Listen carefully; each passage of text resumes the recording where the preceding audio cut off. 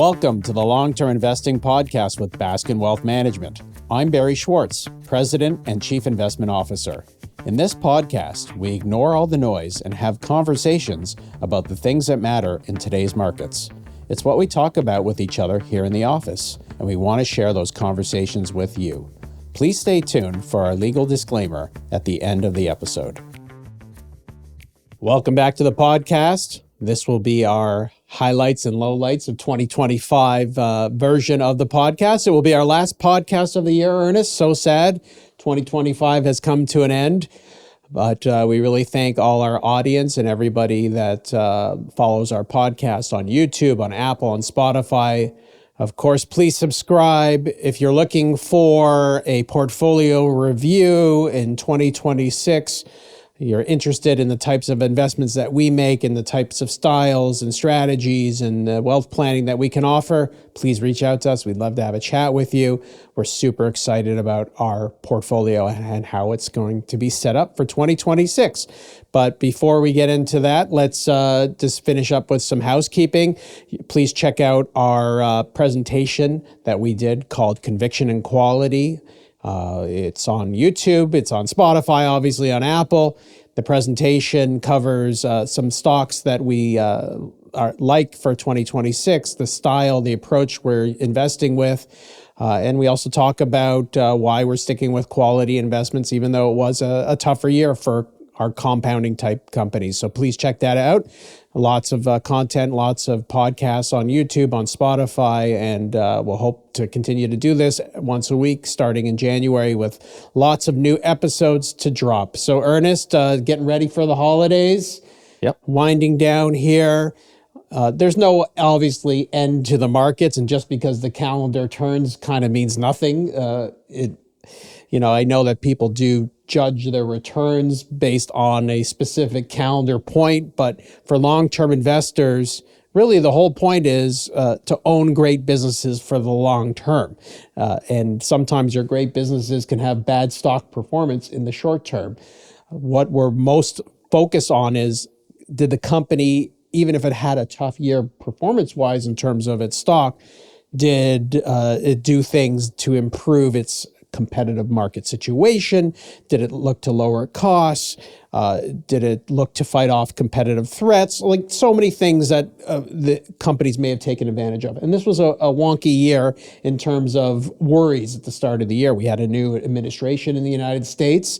We had worries about how tariffs were going to play out, how the new administration was going to play along and get along with other countries. At one point, of course, the markets were down 10+%. In April, we had a really nasty correction, pretty nasty pullback. In May, June, I was really happy because markets had recovered. And we were telling people that, yeah, the tariffs, it's a real thing, but we don't think it's going to be material over the long term. That turned out to be right.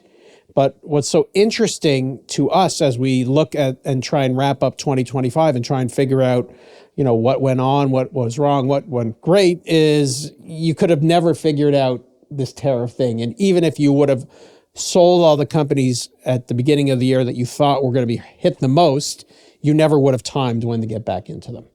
Right. And especially if you consider the fact that the Canadian dollar was up this year, the TSX outperformed the S&P 500. Yeah. And going into the year, I think that was certainly not the mood that Canadian investors had. So that's low light number one right. for 2025 for our portfolio is the strong move in the Canadian dollar this year, up about 5%. And that hurts our portfolio because we report to our clients in Canadian dollars. And because the Canadian dollar went up about 5% versus the US dollar, that hurts returns on those stocks by 5% across the board. Yes. Mm-hmm. I think if we look at our aggregate results, that was probably the single largest detractor to returns this year. But it helped us in 2024, of course, right? Right. So the Canadian dollar, I think, dropped from 75 cents to 69 cents. I can't believe it ended the year at 69 cents. I guess people were really worried about the tariff and trade uncertainty at the beginning of the year. But explain to me why in the heck the Canadian dollar recovered so much. Is it just because it fell so much at the end of the year? It was probably just the pendulum swung too much. Yeah, I think that some of it is just that I think there were a lot of worries about the Canadian economy, about the productivity, about trade going into the year. Yeah. And as we had a new prime minister in the country, and as the tone from the top in the U.S. Began to shift. I think all of those things, as well as the rally in gold prices as well, all of those things put together helped the Canadian dollar through the year. I think even if you were God, you wouldn't have been able to predict what would have happened this year. The gold prices recovering, we talk about it here. We don't own Bombardier, for example, or Magna. These were two companies that if you're worried about trade and tariffs with the U.S., you don't want to own these companies. As it turns out, I think Bombardier doubled this year. Magna's up like 50%. So no question some of the other commodities didn't do as well. The lumber companies got nailed pretty badly. Oil and gas prices weren't so robust, but I don't think that has much to do with tariffs and more to do with just the, kind of the economy weakening from the highs of 23 and 24. But most surprising to me was the economy overall doing okay.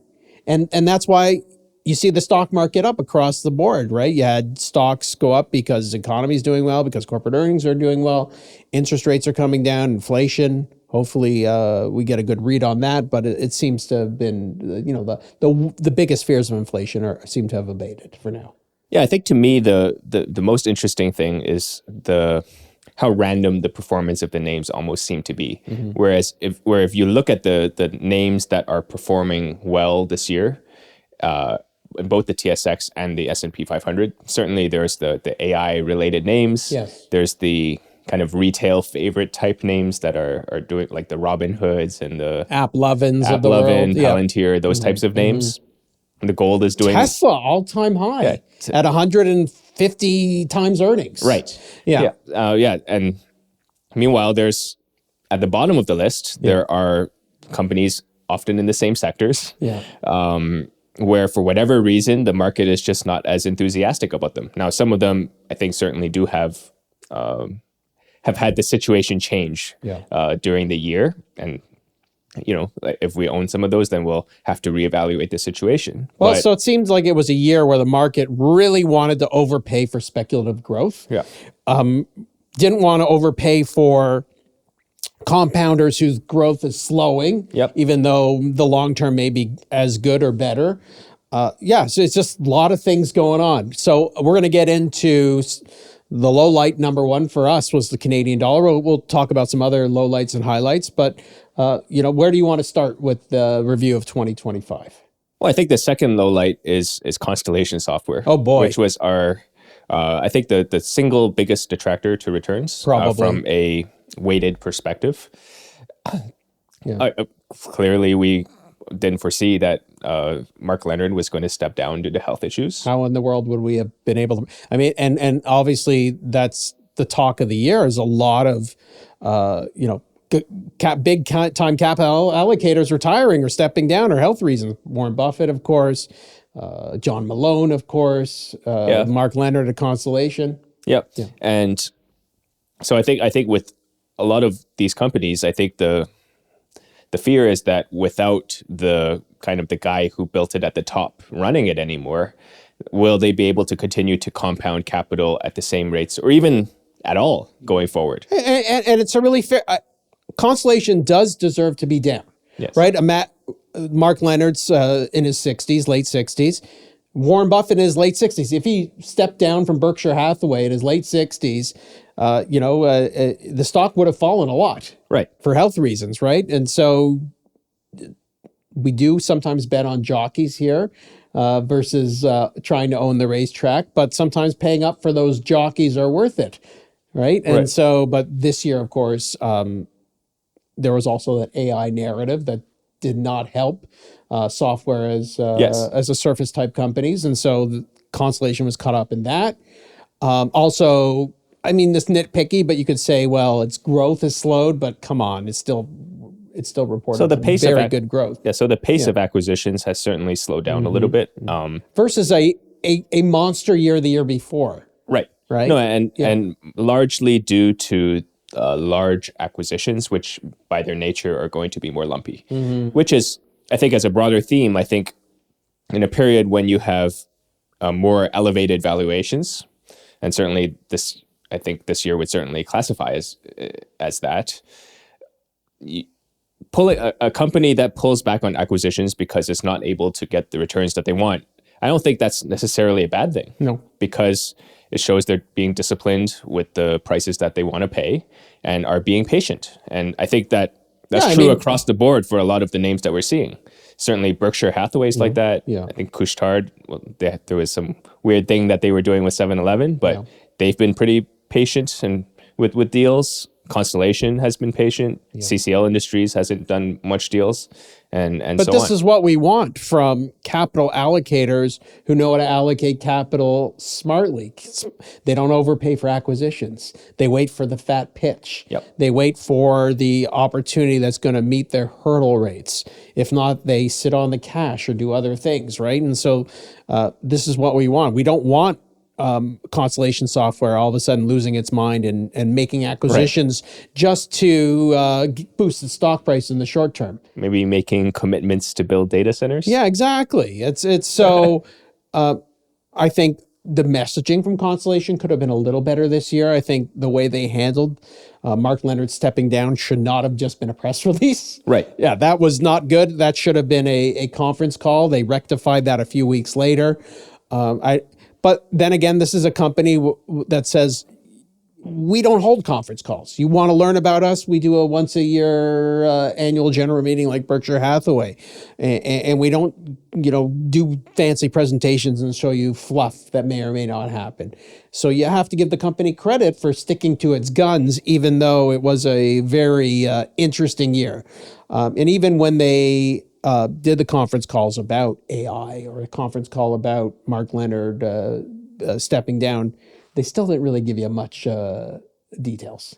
No, I think I think that really speaks to the culture at Constellation, where the whole setup and culture is to perform. It's not to create a marketing deck for investors, which I think, unfortunately, with a lot of companies today, they're really good at giving kind of slick pitches to investors about why you should buy the stock, but the actual operational stuff is a little lacking. Yeah. Right.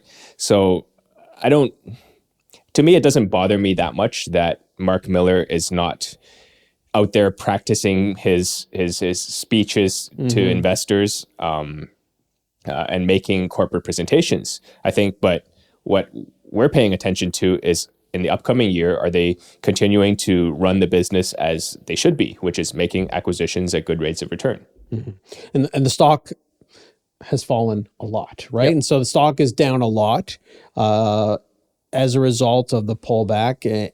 But the fundamentals improved this year. It wasn't like the company reported lousy results or they're losing money or organic growth is slowing.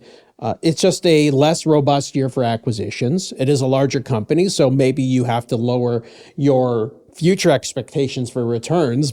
It probably won't deliver 30% compounded going forward, but might from here. Huh? Might. It might from here. No one knows. Yeah. And it's no different than Berkshire Hathaway, who pivoted their company years and years ago to buy reinsurance and start buying these other companies focusing on operating businesses. We just don't know what path Constellation Software is going to take.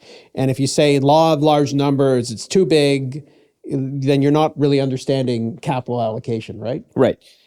And I think that's a good theme overall for good capital allocators, which is that it's a mistake almost to look at Constellation Software and view it as a software company, because what Mark Leonard was really after with Constellation Software is to build a tax-efficient compounding machine. And he's always said that if he doesn't have the opportunity to buy software companies going forward, then he'll just have to find something else to buy, because his goal is to compound his wealth invested in Constellation stock at tax-efficient returns going forward. So And I think that's true for a number of the companies that we have, where they are looking to pivot and find adjacent ways to deploy capital.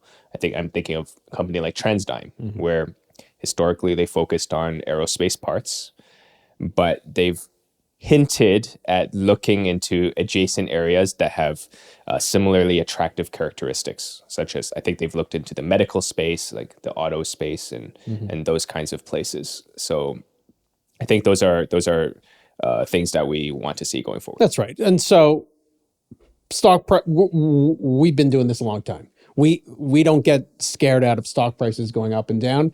I've lived through like an 80% pullback in Netflix. Yep. A lot of that was just vibes. I've lived through multiple drawdowns in markets, in stocks, and some of it doesn't reflect the reality. Some of it does. But once again, we have to focus on the fundamentals. Maybe we're going to get the future not as right as we used to.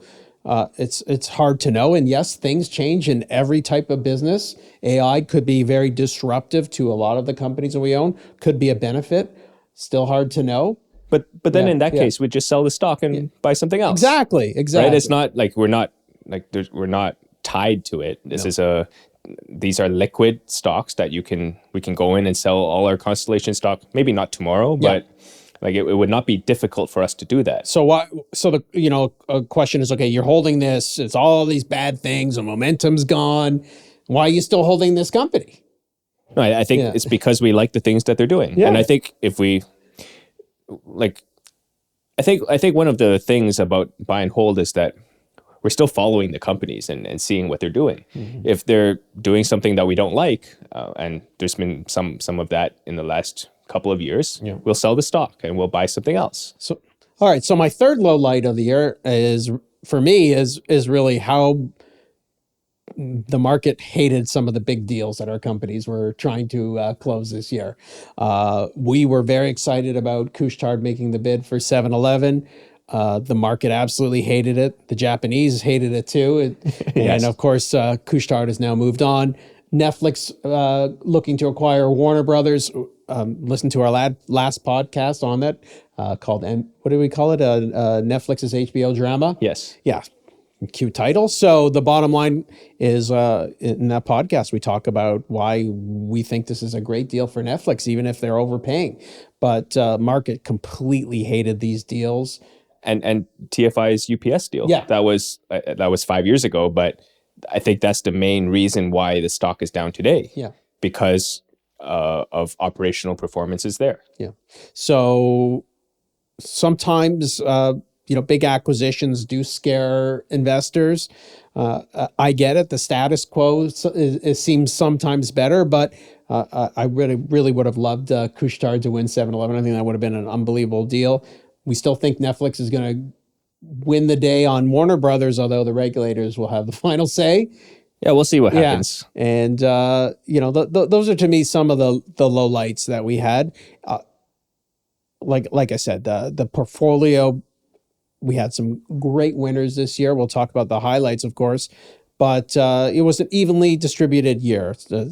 As many good were as many as bad in terms of the 1 year performance, but on an intrinsic value, on a results way of assessing it, I don't think our portfolio did as bad as the results that our companies delivered. So that's another, I think, criticism that people have sometimes had of our types of our approach, which is that we fail to recognize when stocks are expensive, right? And so it's possible. I went back and I looked at the names that we owned at the beginning of the year, kind of the going in valuation of the stocks, and compared that to the stock price performance this year. And I think certainly you can cherry pick examples, but by and large, I don't think there's any pattern in there in terms of saying, well, if I just sold the high PE stocks and bought the low PE ones, then I would have outperformed. Yeah. There was just no pattern to that at all. And I think more importantly is that we talked about this during our webinar. If I look at the earnings, our portfolio as a whole is still growing. Like these are they're they're growing companies. Well, check it out in our webinar. You stated it clearly. There's a slide there that shows the expected growth that we have for our companies going forward, and the types of fundamentals that they're delivering, which are incredible. Yep, they're better quality companies. They're higher, faster growing, and they're trading at a similar multiple to the market, which I think that holistically sets you up nicely for the future. Yeah.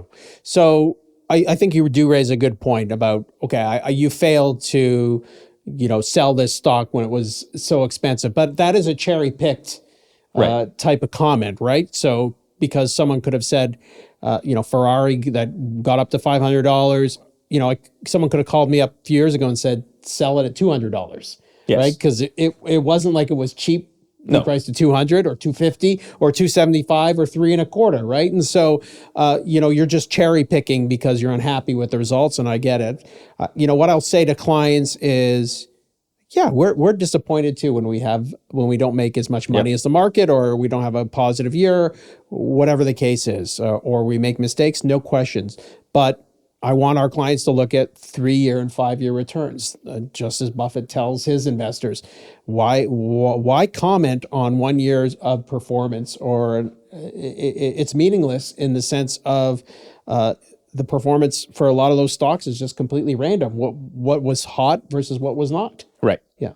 So and of course, to really have been successful in 2025, you really had to buy some crap that didn't work out for a long time, right? And then you look smart this year. So we'd rather stick with the great businesses and suffer through some volatility with them as long as we can see the end goal of them continuing to grow.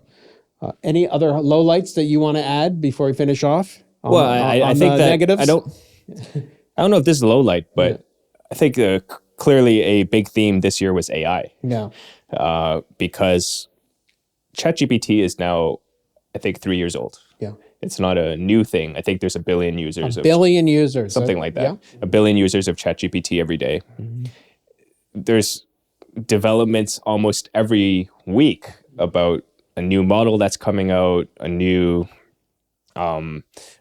product that is looking to disrupt a new end market. Like yesterday, I was reading about a new AI tool for doctors, right? So there's kind of daily releases about these developments in AI. And I think most of that has flowed to NVIDIA, where NVIDIA, again, is the largest company. I think it's the single biggest contributor to S&P 500 returns this year. Mm-hmm. And I think for active managers, I think it's who are comparing their performance to the S&P 500, it's become so large that you have to have an opinion about it. You can't just say, "Oh, I am a bottoms-up stock picker, and I don't." Yeah, that's not what I do, right? So, no, I think there has been a few cracks in the AI story in the last couple of weeks, where the data center companies like Oracle and CoreWeave and those kind of companies have there's been concerns about the funding for them to be able to build data centers. Well, I mean, that's bound to happen at some point. They just can't build to infinity. Right. Yeah. But I think the bigger question for, especially for us, is what happens to the big techs? Because I think the hyperscalers, other than Google, have had a fairly mediocre year. Where Amazon, whose earnings exploded this year, its stock price did nothing. Yeah. It's unbelievable to me how profitable Amazon is now, and how terrific the results it released, and yet market says meh. No, and it's weird because I think Microsoft pulled back on its data center commitments and the stock fell, whereas Meta increased its data center commitments and then the stock fell. Yeah. So, but then Meta said it may pull back on Reality Labs spending on the metaverse, and the stock came back a bit. Right. So I think that each of these big techs kind of have their own dynamics in terms of what's going on. A large portion of this is ultimately going to be driven by, how ChatGPT and OpenAI manages to monetize their business, right? Which I think there's a bit of an open question on it. There's going to be, the drum beat is going to start to beat louder on how these guys can start monetizing it, right? And so whether it's going to be through advertising, different tiers, God only knows. But in the meantime, you've ChatGPT, OpenAI faces Google, who can lose endless amounts of money on their Gemini to try and compete and win customers. So it's going to be very interesting to watch who wins the AI race in 2026. No, but what gives me comfort is that for the big techs, they all have profitable standalone businesses that don't need AI to be successful. Google, they have Google Search, they have YouTube, they have the cloud business, a lot of which is AI. Meta has Instagram and Facebook, which are still, I think people are still addicted to them. 26% revenue growth in the last quarter. Clearly, someone's addicted to it. And clearly benefiting from AI in terms of using these models to create video, increase the recommendation systems to increase time spent on the apps. I think Google with its AI overviews, obviously that's increased search. I mean, just unbelievable how you can't comprehend how the future is going to look, and thinking a year ago that ChatGPT was going to completely wipe out Google search. And then Amazon still has a retail business that nobody even talks about today. And an advertising business is where advertising business doing $60 billion revenue? Run rate. Unbelievable. Yep. Yeah. So I think whereas you contrast that to NVIDIA, which is really just tied to one end market, which is data centers. And I think you're going to have a much more volatile experience with owning something like that versus the big techs. Meanwhile, regular cloud computing demand continues to grow too, right? With or without AI. Yes. Right? The demand is still a growth area. So we always have to remember that CapEx is not something that it's an obligation. You can pull it back at any time, right? So, but what I would look specifically for in 2026 is that, and I think the market is going to pay a lot of attention to this, is the margins that these companies are going to report. Because you have to remember that 2025 was really the year when the companies really ramped up on their data center spending. And so I think that the results in 2026 are going to start to tell us how much of this AI spending is real. That's right. How much is it translating to revenues and profits for these companies? It'll be very interesting to watch. Obviously, can they get enough energy? Is there enough labor to build all these data memory centers? chips? Memory chip, it's fascinating. And of course, we'll have to watch what the CapEx commitments are from the big techs as we go into the year. Is it going to start to slow down? Do they have enough chips? I don't know what the market will like or won't like, but obviously the market will, as you said, will want to see returns on these investments. And if Amazon and Google are able to show that, I think Bob's your uncle. You're still going to have great results from these companies. But here's what I find confusing, which is that do you really want like Meta to pay a dividend rather than to invest in AI? No.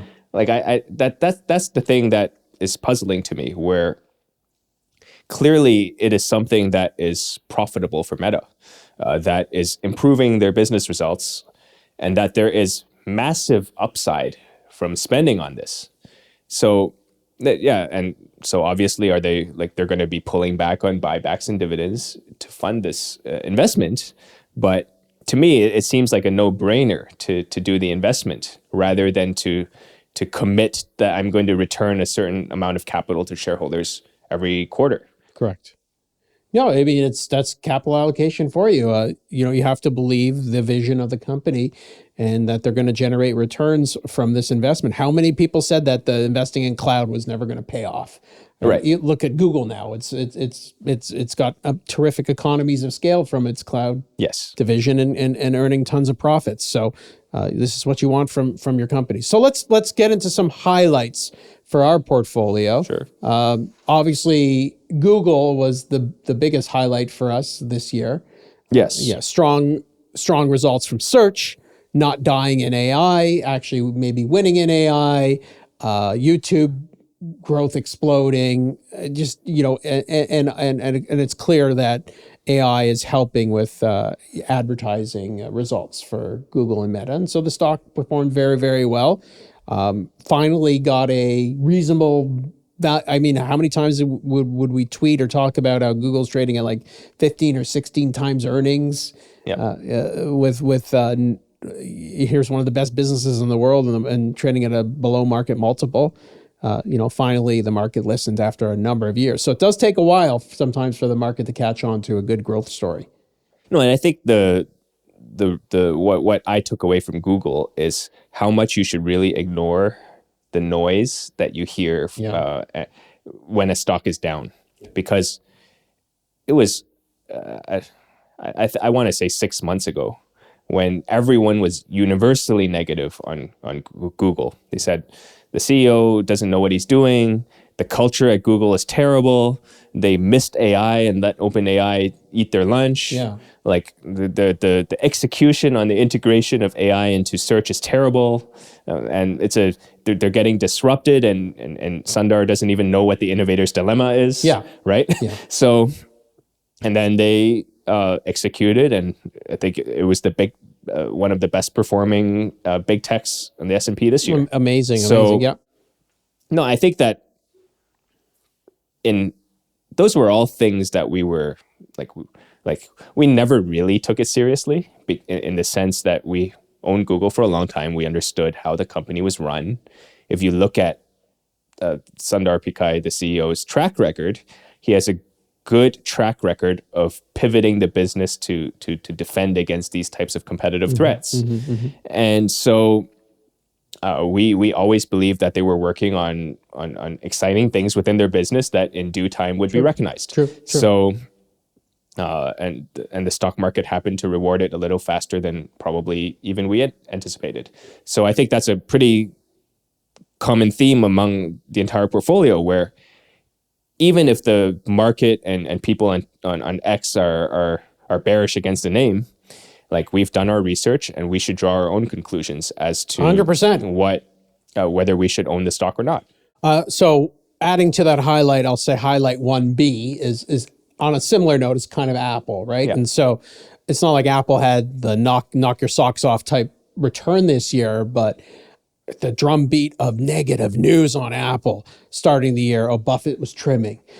China story, they're losing in China. Yep. AI, their AI is complete garbage. It was, though. Yeah. They're not innovating anymore, right? Yeah.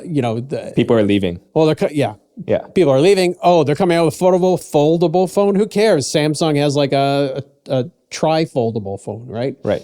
Yeah. Great. New AirPods. But the results speak for themselves. The turnaround in China is happening. The earnings were strong. The demand for this iPhone really big, and that's So sometimes you just have to listen to the fundamentals and ignore what is a clear narrative violation, which is, you don't know for what reasons people hate the stock. A lot of people want some of these big names to go down, right? It's just... Yeah, I think it's just due to relative performance. Yeah, relative performance. So I take that as two highlights in our portfolio. Are you making an analogy for Adobe in here somewhere? What's the analogy? Where it's a company that everybody universally dislikes today. Yeah. And has a clear negative narrative. But here's the thing: there's a clear there. If your company doesn't have any negative narratives, then it trades at 300 times earnings, right? You're always going to have a negative narrative. Some of them are more articulate than others, right? And certainly the bigger the stock, or the performance has been so bad that it's just easier to poop on it. But I'm so excited to own Adobe going forward, and we think the market's got it completely backwards, but we'll find out. No, but I think the thing is that you don't know when the stock is going to turn, right? And that's kind of true for Apple and Google, and we've seen with TFI in the last 2 weeks. I think the stock is up 20%. TFI International up 20% over the last 2 weeks. Oh well, now we'll see what happens after earnings. But like the market doesn't tell you when the stock is bottomed. Yeah. It'll just suddenly sentiment will change, and that's why we own stocks for the long term, because I don't think you can accurately time these types of inflection points. I certainly can't. So some of your highlights for our portfolio or overall for 2025. I feel like we've been I actually think we've done a pretty good job in terms of the trades that we've made. It was not a very active year. I think we were disciplined in recognizing situations that we wanted to no longer bet on. So we made one swap this year, which was we sold CoStar Group for Taiwan Semiconductor. That's worked out well on a relative performance for those two stocks year to date, for sure. And I think even going back to 2024, the stocks that we swapped, and every time we buy a new stock, we always sell something. That's one of the disciplines that we have. But all the swaps that we've done had been relative outperformers, even if the name that we bought was not necessarily beating the index, right? There was no end to names that we were researching this year. It was just not an active year for us to do a lot of swaps. Either A, the names that were down we thought are down too much, or B, the names that are doing well, we want to keep them, right?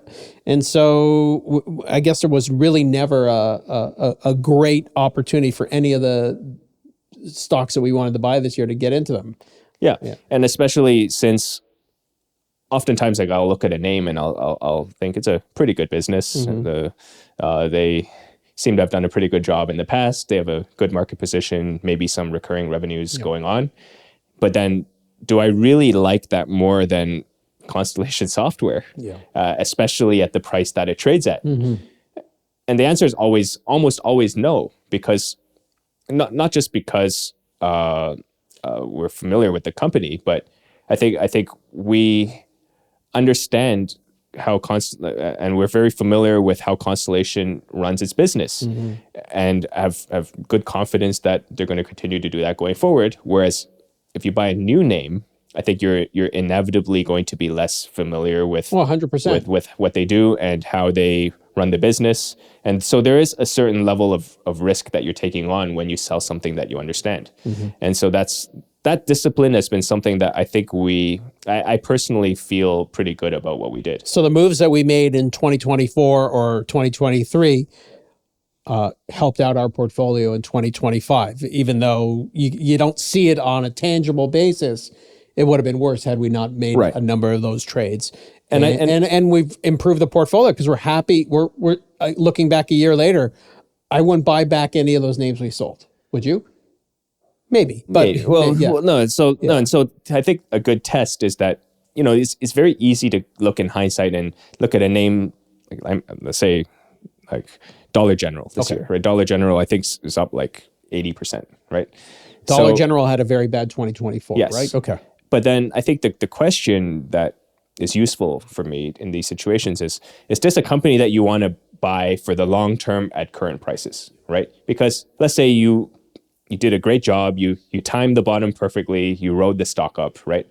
But if you don't have long-term conviction in that name, like there's no reason why you would have held it for that entire 80% rally.